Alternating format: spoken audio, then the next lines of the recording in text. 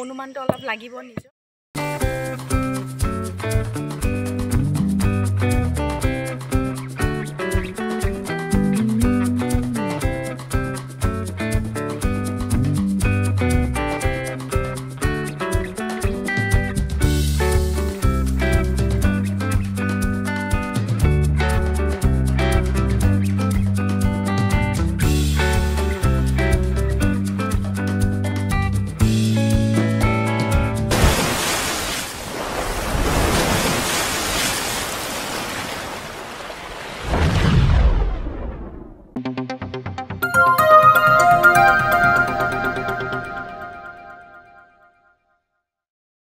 নমস্কাৰ সকলোকে মোৰ চেনেল টিটুমণি মাৰুতি ব্লগছত আজি মই নামচিং চেপা চিডল বা হিডল আজি মই হিডলৰ ওপৰত ভিডিঅ'টো কৰিব লৈছোঁ আৰু আপোনালোকক ভিডিঅ'টো কৰাৰ আগতে মই দুখাৰমান কথা কৈ দিছোঁ যে নামচিং বা চেপা চিডল বনাওঁতে সাধাৰণতে আমি শুকান মাছেদি বনাওঁ। শুকান মাছ বুলি ক'লে আপোনালোকেতো জানে শুকান মাছৰ গোন্ধ এটা থাকে আৰু শুকান মাছেদি যিহেতু মই নামচিং বনাম আৰু শুকান মাছৰ গোন্ধ পালেতো মাখি পৰিবই, তাকে মই আগতীয়াকৈ আপোনালোকক কৈ দিছোঁ যে মাখি পৰা দেখি আপোনালোকে আপোনালোকৰ বেয়া মন্তব্যবোৰ নিদিব, তাৰ বাবে মই আগতীয়াকৈ কৈ দিছোঁ। তেন্তে আহকচোন বাৰু আমি আমাৰ হাজং পৰম্পৰাগত চিডল চেপা চিডল কেনেদৰে ঘৰতে আমি তৈয়াৰ কৰোঁ বা প্ৰস্তুত কৰোঁ সেয়া আপোনালোকক মই ভিডিঅ'ৰ জৰিয়তে দেখুৱাই থাকিম। আপোনালোকে ভিডিঅ'টো সম্পূৰ্ণকৈ চাব বুলি মই আশা ৰাখিছোঁ আৰু নতুনকৈ যদিহে মোৰ চেনেলত বন্ধু বান্ধৱী আহিছে মোৰ চেনেলটো প্লিজ ছাবস্ক্ৰাইব কৰিব আৰু মোক এই চেনেলৰ জৰিয়তে আপোনালোকে মোক আগবঢ়াই নিব বুলি মই আশা ৰাখিলোঁ। তেন্তে ভিডিঅ'টো আৰম্ভ কৰোঁ। আপোনালোকে ভিডিঅ'টো প্ৰথমৰ পৰা একেবাৰে শেষলৈকে চাই থাকিব। এয়া মই শুকান মাছ লৈছোঁ আৰু আছে এয়া মই শুকান মাছ লৈছোঁ চিডল বনাবলৈ। ইয়াতে বহু ধৰণৰ মাছ আছে যিটো আমি ঘৰত কিনি খাওঁ, সেয়া মাছো আছে আৰু ঘৰতে বনোৱা লোকেল মাছৰ মাছো আছে। ইয়াতে নলা মাছ, পুঠি আৰু ভাঙোন, মিৰিকা এইবোৰো আছে আৰু নামচিং বনাব হ'লে মাছৰ বাদেও আৰু লাগিব এয়া কচু কাটি লৈছোঁ, এয়া কচু দিব লাগিব নামচিঙত আৰু এয়া উখালি ইয়াতে আমি নামচিং আমি বনাই থাকোঁ, মানে ইয়াতে খুন্দোঁ আৰু মায়ে এয়া পিঠাগুড়ি খুন্দিছিলে ইয়াতে চাউলৰ গুড়ি, সেইকাৰণে এইবোৰ বগা বগাকৈ হৈ আছে। ধুলোঁ বাৰু, ধোৱাৰ পাছতো অলপ বগা বগাকৈ লাগি আছে, একো নহয় বাৰু, এনেকৈ থাকিলেও একো নহয়। আপোনালোকে চাই থাকিব আমি কেনেদৰে ঘৰতে নামচিং তৈয়াৰ কৰোঁ।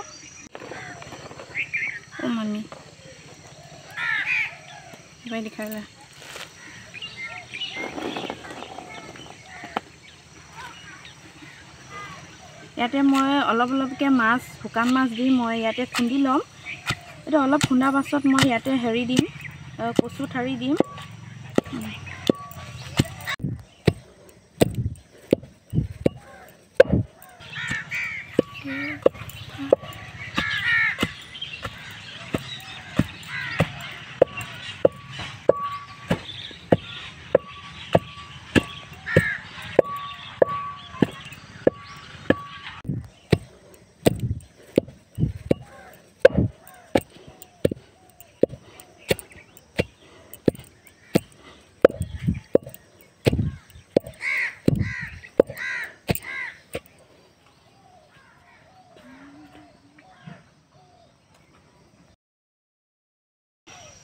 অলপ খুন্দা হোৱাৰ পাছত আকৌ মই অলপকৈ শুকান মাছখিনি ইয়াতে দিম, দি খুন্দি থাকিম।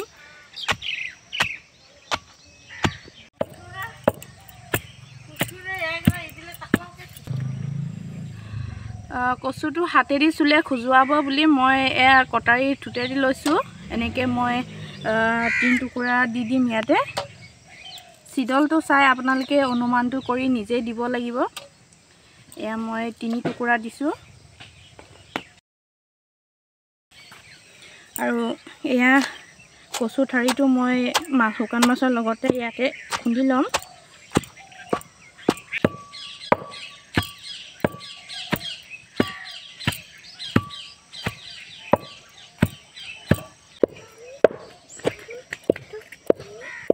চ'ডা খাৰ, আপোনালোকে চ'ডা খাৰৰ সলনি আপোনালোকে কল খাৰো দিব পাৰি। যিহেতু আমাৰ ইয়াত কলখাৰ পোৱাটো ইমান হেৰি নহয়, পাবলৈ নায়ে, সেইবাবে আমি চ'ডা খাৰে ব্যৱহাৰ কৰোঁ। এয়া চ'ডা খাৰ লৈছোঁ আৰু অলপ ইয়াতে পানী দিছোঁ। পানী দি এয়া মিক্স কৰি লোৱাৰ পাছত মই অলপ আৰু এচামুচ মানে দিছোঁ ইয়াত।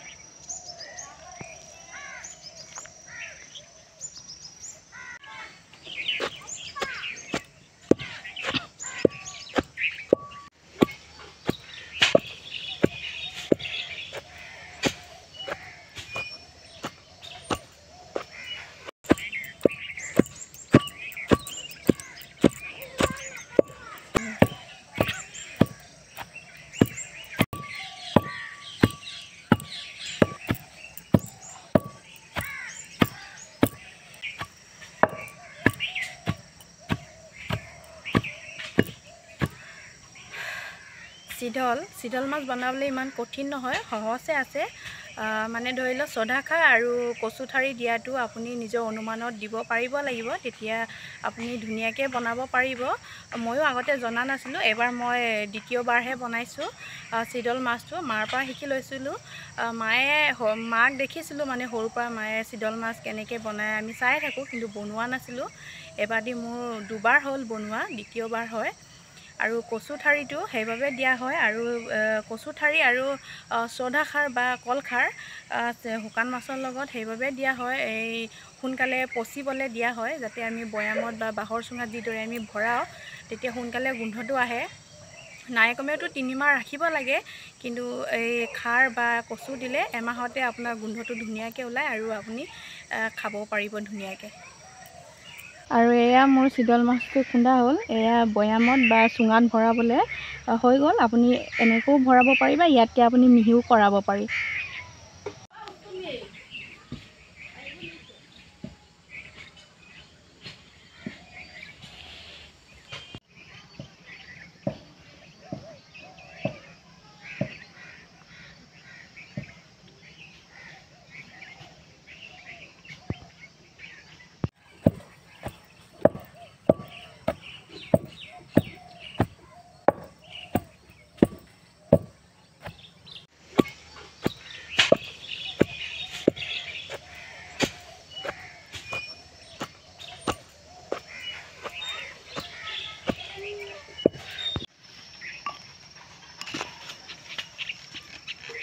আৰু এয়া চিডল মাছটো খুন্দা হ'ল। এতিয়া মই বৈয়ামত ভৰাব লৈছোঁ। যিহেতু আমাৰ বাঁহৰ চুঙা নাই, সেইবাবে প্লাষ্টিকৰ বৈয়ামতে ভৰাব লৈছোঁ।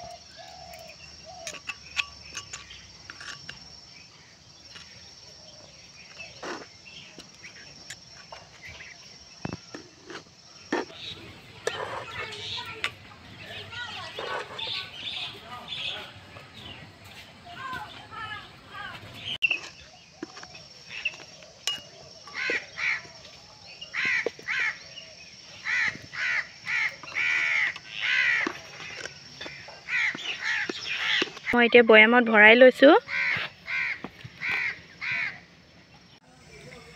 আৰু বৈয়ামত ভৰোৱা পাছত এয়া লোহা দি অলপ মই এনেকৈ হেঁচি দিম। হেঁচি দিব লাগিব। হেঁচি নিদিলে মানে কি হয়, এয়া যিখিনি থাকি যাব, মানে টাইট নহ'লে ইয়াৰ হাৱা সোমাবও পাৰে, আৰু হাৱা সোমালে চিডলটো বেয়া হ'ব, বেয়াকৈ গোন্ধ ওলায় আৰু পোকেও ধৰিব। সেইবাবে বহুত টাইটকৈ, একদম টাইটকৈ এনেকৈ হেঁচি দিব লাগিব। হেঁচি ধুনীয়াকৈ মানে টাইট কৰি ল'ব লাগিব।